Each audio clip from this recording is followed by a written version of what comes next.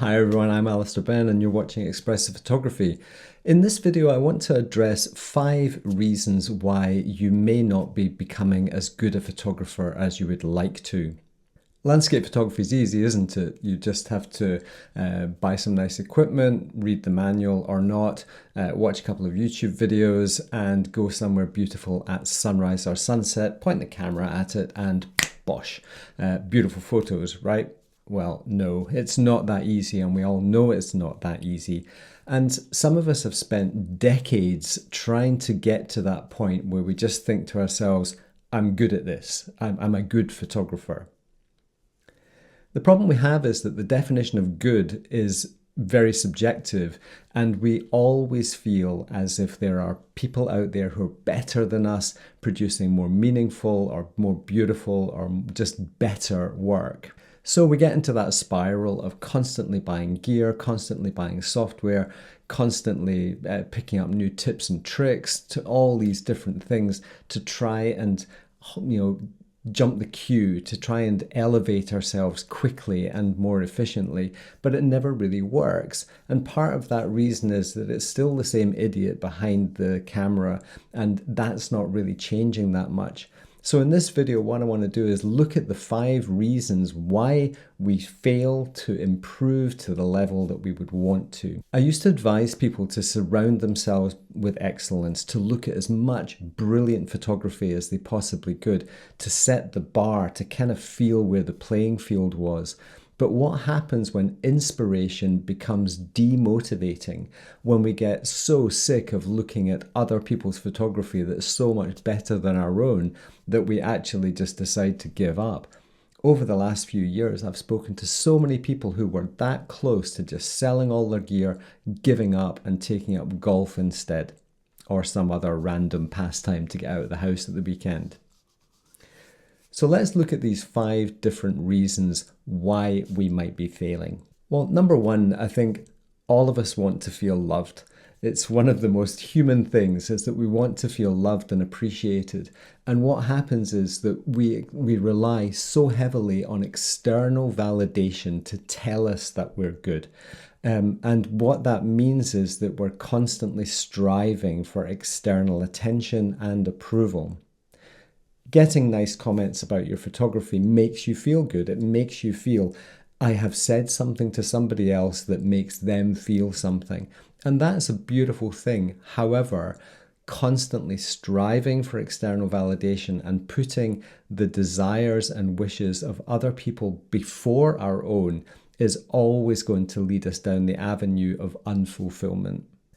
The second reason is we are constantly comparing ourselves to others. Art is not objective. Art is subjective. People's preferences vary. Music is the classic one. I'm wearing my old Rush t-shirt. Many people think Rush are an incredibly progressive rock band who've amassed 19 albums of brilliance over their 40+ year career, and a lot of people think they are really, really rubbish and suck. Art is subjective. Your photography, if you make it for yourself, will ultimately please you, but it may not please other people. The more that we compare ourselves to the work of others, we're always going to be in that my work is not good enough. If I constantly compare my work to the most dramatic and magnificent landscape photography out there, and I'm out focusing on small scenes around my home, they're very, very different in terms of what they're trying to achieve.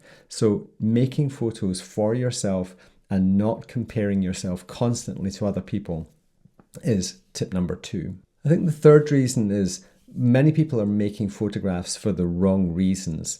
For many, many years, I was making photographs to be popular or to be appreciated or to be recognized. I had an ego the size of a London double-decker bus. I was in a very competitive industry in finance, and everything was about goals and targets and smart plans and all of this type of stuff.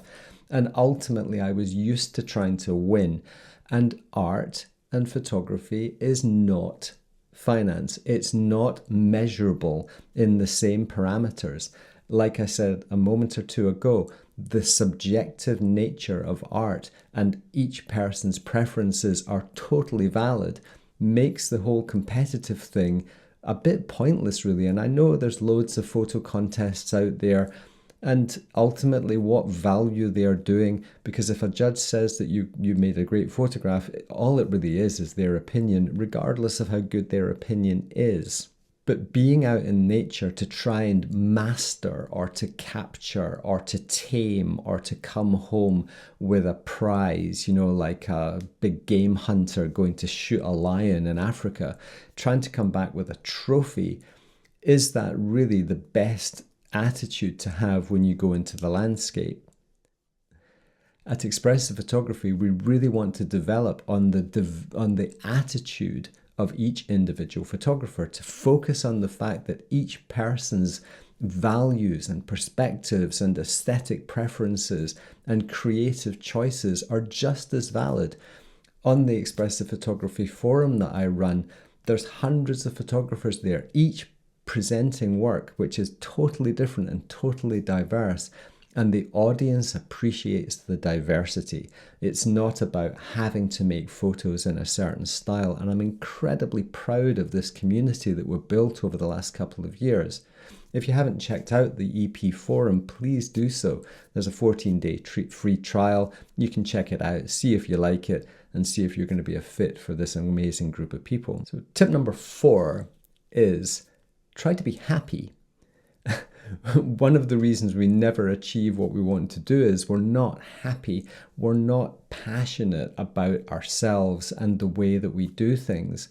If we're out in the landscape and it's not meeting our expectations, if the light isn't what we hoped for, if our performance isn't what we hoped for, these two things are going to make you unhappy. And if you're unhappy, you're rarely going to make your best photographs.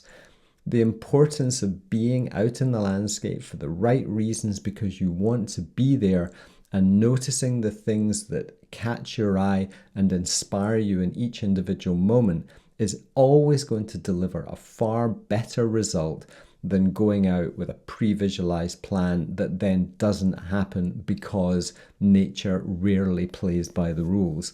Nature doesn't care one jot about your preferences, your expectations. Nature's just going to carry on and do what it does. And if it's a grey, overcast day and it's the only day you can get out that week, then that's what you've got. There's no point in praying for great light and God beams. So making sure that you're happy when you're in the landscape, or that you're at peace with the conditions that are presenting themselves. So always photograph what's in front of you, not what you wish was in front of you. Finally, Ansel Adams famously said the most important thing in the photograph is the 12 inches behind the camera. And I think that is the most important thing, is that you can learn every trick in the book. You can learn all the techniques from focus stacking and exposure blending and any form of in the field, using ND filters to manipulate time, using graduated filters to control dynamic range, all the processing things, luminosity masks, all of these tips and tricks, art and effects, you name it. And you can learn all of that and not be a good photographer, purely because your soul is not in your photography. It's really important to realize that art and craft are somewhat linked, in that craft can allow you to express yourself in various ways in difficult circumstances, because a lot of these techniques are really about overcoming limitations, mostly of the camera, to be fair. They're not overcoming creative limitations. So at the end of the day, making sure that you're out there for you, developing the 12 inches behind the camera, is always going to deliver a far better result. Photography is a complex thing. It's made up of so many different variables. The equipment that we use, the opportunities and places that we have to go and photograph, the state of mind that we have when we leave the house, and who we are on a daily basis. All of these variables then meet the landscape, which, as I said before, doesn't really care who we are or what we are or how famous we are or how expensive our camera is. The landscape is out there waiting for us to go and find ourselves. I say it quite a lot of times on the forum these days that photography can be autobiographical. We go out there into the landscape and make photographs of ourselves. And that's what our opinions are, our perspectives of the landscape, the thing that's out there that attracts our attention and lights that spark in ourselves. When motivation and inspiration from outside sources turns into demotivation so that we no longer feel that we are up to the task of fighting day in, day out to get better, we have to realize there's a smarter way to do that. Being more you is a lot easier than you being more Mark Adamus or more Theo Bosboom. Being somebody else is an awful lot harder than being yourself. And I think that would be tip number 6, which is an extra bonus one, is it's easier to be you than it is to be somebody else. But bear in mind that not everyone is going to like what you do. If all you care about is external validation and pleasing other people, then please carry on, go down that route if you wish, but come back in 3 years' time when you're totally sick of photography, watch this video again, and you can comment and say, Alister, you were right. I want to be more like me. I want to make photographs more like me, for me, and I want to be in the landscape shooting what is in front of me, not of what I wish was in front of me. Expressive Photography is our company, and the difference between us and perhaps some of the other people out there who you could be following or learning from is that we want to focus on you. I don't want you to start being a photographer like Alister Benn. I'm not going to say you have to do it this way. You must follow these rules. You must follow these processing tips. Here are the presets that you need to use to make photographs that I like. None of that is going to happen on this channel.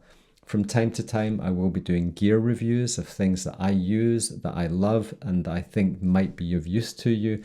Of course, it helps to pay for our channel, and it helps to pay for our work through obviously the sponsorships that we get from time to time.